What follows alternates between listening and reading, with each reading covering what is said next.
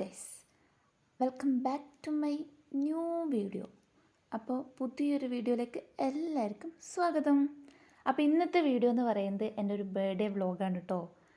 അപ്പോൾ രാവിലെ അല്ല കേട്ടോ, ഞങ്ങൾക്ക് രാവിലെ എണീക്കുന്ന ശീലമില്ലല്ലോ. അതുകൊണ്ട് ഒരു 11:30-12 മണി ആയിട്ടുണ്ടാവും. നേരെ അമ്പലത്തിലേക്ക് പോയി. അമ്മക്ക് ഭയങ്കര ആഗ്രഹം എൻ്റെ ബർത്ത്ഡേ ആവുകൊണ്ട് അമ്പലത്തിലേക്ക് പോകണമെന്ന്. എനിക്ക് ഇങ്ങനത്തെ ശീലമൊന്നുമില്ല.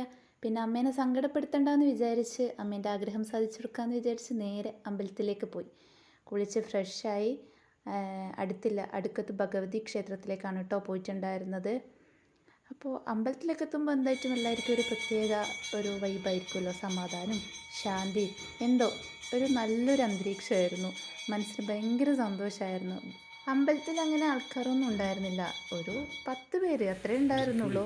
പിന്നെ അടുത്തുള്ള അമ്പലമായതുകൊണ്ട് ഏറെക്കുറെ അറിയുന്ന ആൾക്കാരായിരുന്നു. ആ 10 പേരിൽ പകുതിയും അറിയുന്ന ആൾക്കാരായിരുന്നു ഉണ്ടായിരുന്നത്. ഒന്ന് പ്രാർത്ഥിച്ചു, പ്രദക്ഷിണമൊക്കെ വെച്ച് ആമക്കുളത്തിൽ പോയി. ഇത് ആമക്കുളമാണ് കേട്ടോ. ഞാൻ വേറൊരു ഷോട്ട് ഇട്ടിട്ടുണ്ടായിരുന്നു ആമക്കുളത്തിൻ്റെ. ഇവിടെയെന്ന് വെച്ചാൽ നല്ല രസമാണ്, നല്ല കാറ്റും നല്ലൊരു സ്ഥലം. മുന്നേ ഈ ഷീറ്റൊന്നും ഇട്ടിട്ടുണ്ടായിരുന്നില്ല. ഇപ്പം പുതിയതായിട്ട് ഷീറ്റൊക്കെ ഇട്ട് നല്ല സെറ്റായി. വെയിൽ കൊള്ളാണ്ട് നിൽക്കാം ഇപ്പം. ഈ വെള്ളത്തിൽ ആമ മാത്രമല്ല, കുറേ മീനുമുണ്ട്, കുറേ ആമയുണ്ട്. അതുകൊണ്ട് തന്നെ ഇവിടെ നിൽക്കാൻ നല്ല രസമാണ്. ആമേനെയും മീനിനെയൊക്കെ നോക്കിക്കൊണ്ടിരിക്കാമല്ലോ. പിന്നെ അതുമല്ല, നല്ല കാറ്റും കിട്ടുന്നുണ്ട്, നല്ല തുറന്ന സ്ഥലമാണല്ലോ. അപ്പോൾ ചുറ്റുപാടും മൊത്തം കാണാൻ പറ്റും. നിങ്ങൾ വിചാരിക്കുന്നുണ്ടാവുമല്ലേ ബർത്ത്ഡേ വ്ളോഗ് എന്ന് പറഞ്ഞിട്ട് ബർത്ത്ഡേൻ്റെ ഒന്നും കാണുന്നില്ല, മൊത്തം അമ്പലം മാത്രം കാണിക്കുന്നത്. സ്വാഭാവികം, കുറേ സമയത്ത് അമ്പലത്തിൽ തന്നെയായിരുന്നു ഉണ്ടായിരുന്നത്. പിന്നെ അതുമല്ല, ഇത്രയും നല്ല സ്ഥലം എങ്ങനെയാണ് വീഡിയോ എടുത്തിട്ട് കാണിക്കാണ്ടിരിക്കുക. അതുകൊണ്ട് ഞാൻ മൊത്തം ഇൻക്ലൂഡാക്കിയെന്നേ ഉള്ളൂ കേട്ടോ. അമ്പലത്തിൽ കുറച്ച് അധിക സമയം നിന്നതിന് ശേഷം ഞാനും അമ്മയും നേരെ വീട്ടിലേക്ക് പോയി. വീട്ടിൽ നിന്ന് ഞാൻ അമ്മേനെ അവിടെ ഡ്രോപ്പ് ചെയ്ത് എൻ്റെ ബെസ്റ്റ് ഫ്രണ്ടായ സാന്ദ്രനെ കൂട്ടാൻ പോയി. ഓളെ കൂട്ടി വന്ന് ബാക്കി പാചകമൊക്കെ അമ്മയും ഓളും കൂടിയിട്ടായിരുന്നു. ചിക്കൻ ഉണ്ടാക്കി, തൈരുണ്ടാക്കി, പായസം ഉണ്ടാക്കി, അങ്ങനെ ഫുഡൊക്കെ കഴിച്ചു. പിന്നെ മൊത്തം സർപ്രൈസ് ആയിരുന്നു.